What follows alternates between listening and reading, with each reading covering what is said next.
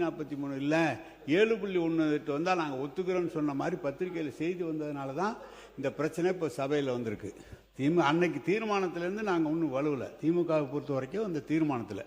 ஆனால் ஒருவேளை மாற்றம் வருகிறது என்று சொன்னால் தமிழ்நாட்டில் 7.18% குறையாமல் எங்களுடைய பாதிக்காமல் இருக்க வேண்டும் என்பதுதான் திமுகவினுடைய நிலைப்பாடு. ஒன்று நான் சொல்லிடுறேங்க, எப்படி அவர் சொல்றார் 5 மாநிலங்கள் சேர்ந்தால் ஆட்சி வந்து விடுவார்கள். 543 50% என்று சொன்னால் இது 49 59 வந்தால் அது 120 தான் வரும். அப்போது நான் மெஜாரிட்டி வரணும்னா 400 சீட்டு இருந்தால் தான் மெஜாரிட்டி வர முடியும். நீங்கள் எடுத்தோன்னே 3 மாநிலம் சேர்த்து எப்படி வர முடியும்? இன்னைக்கு இருக்கிற நிலை தான் நாளைக்கு வரும். ஒருவேளை தமிழ்நாட்டுக்கு அதிகமான எம்பிக்கள் கிடைக்கும் பாதிக்காத அளவுக்கு என்று சொன்னால் திமுக அது கொள்கை 7.18 குறையக்கூடாது என்பதுதான் எங்களுடைய எண்ணம். மாண்புமிகு சட்டத்துறை அமைச்சர் மாண்புமிகு பேரவைத் தலைவர் அவர்களே, இது நேத்தே வந்து இப்ப அது திமுக நிலைப்பாட்டில் தான் எங்க எல்லாருக்கும் சந்தேகமா இருக்கு. ஏன்னா திரும்பவும் என்னன்னா இதுவரை ஒரு வார்த்தை கூட இந்த சட்டம் கொண்டு வரப்பட்டால் திமுக எதிர்த்து வாக்களிக்கும் ஒரு வார்த்தை கூட திமுக தரப்பிலிருந்து வரவில்லை. அது ஒரு முக்கிய விஷயம். ஏன்னா இதுவரை இந்த சட்டம் கொண்டு வரப்பட்டால் நாடாளுமன்றத்தில் நாங்கள் எதிர்த்து வாக்களிப்போம்னு ஒரு வார்த்தை, ஏன்னா இது 10 நாளா டிஸ்கஸ் பண்ணிட்டு வரோம், ஒரு வார்த்தை கூட நாங்கள் எதிர்த்து வாக்களிப்போம்னு இதுவரைக்கும் சொல்லவில்லை. அதுதான் எல்லாருக்கும் சந்தேகத்தை ஏற்படுது. மறைமுகமாக இவர்கள் யாருக்காவது ஆதரிக்கிறது இதுக்கான வெளிப்பாடுகள் இருக்காங்க.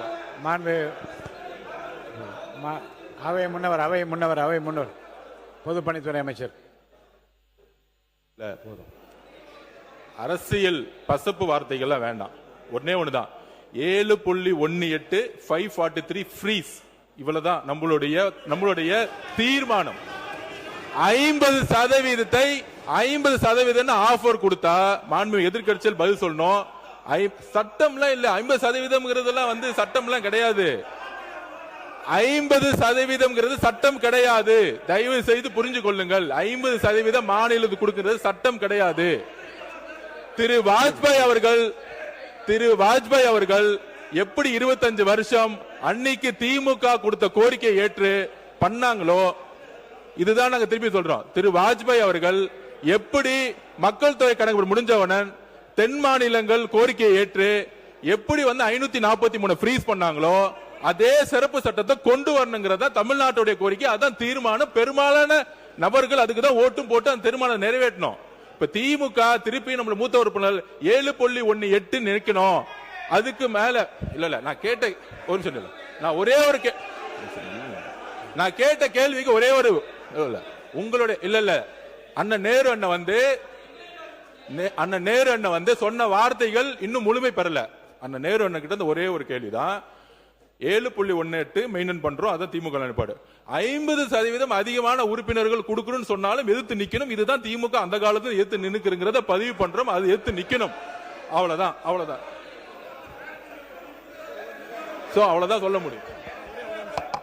அவை முன்னவர் பேரவைத் தலைவர் அவர்களே,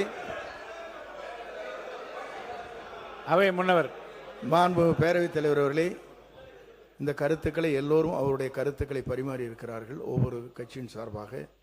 இதை தொடர்ந்து இதையே பேசிக் கொண்டிருப்பதை காட்டிலும் மானிய கோரிக்கையை உடனடியாக நீங்கள் கொண்டு பேச அனுமதிக்க வேண்டும் என்று கேட்டுக்கொள்கிறேன். இந்த பிரச்சனை இல்ல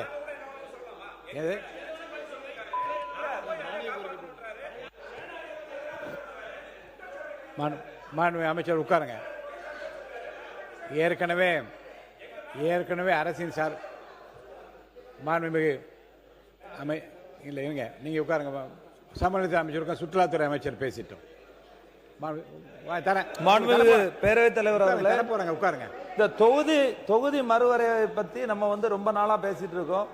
கடந்த அரசாங்கமும் ஒரு சில நிலைப்பாடுகளை எடுத்தாச்சு. ஆனா எங்களை பொறுத்தவரையில 543 பாராளுமன்ற தொகுதிகள் தான் இருக்கணும். ஏன்னா வந்து தமிழகத்தை பொறுத்தவரையில நீங்க மக்கள் தொகை கட்டுப்படுத்தணும் சொன்னீங்க, கட்டுப்படுத்தி இருக்கோம். இன்னைக்கு தமிழகத்திலிருந்து அதிகமான வரியை வந்து மத்திய அரசாங்கத்துக்கு நம்ம கொடுக்கிறோம். ஆனா அங்க இருந்து யானை அளவு நம்ம கொடுத்தா வால் அளவு தான் நமக்கு நிதி இங்க கிடைக்குது. அதனால 543க்குள்ளாலே அதை முடிக்கணும். அதுக்கு மேல 50 விழுக்காடு கொடுத்தாங்கன்னா அதுல இங்க இருக்கக்கூடியவங்க ஏதாவது தவறு செய்தா தமிழக மக்கள் அந்த அநீதி விளைத்ததாக தான் நினைப்பாங்க, மன்னிக்க மாட்டார்கள். மாண்புமிகு உறுப்பினர்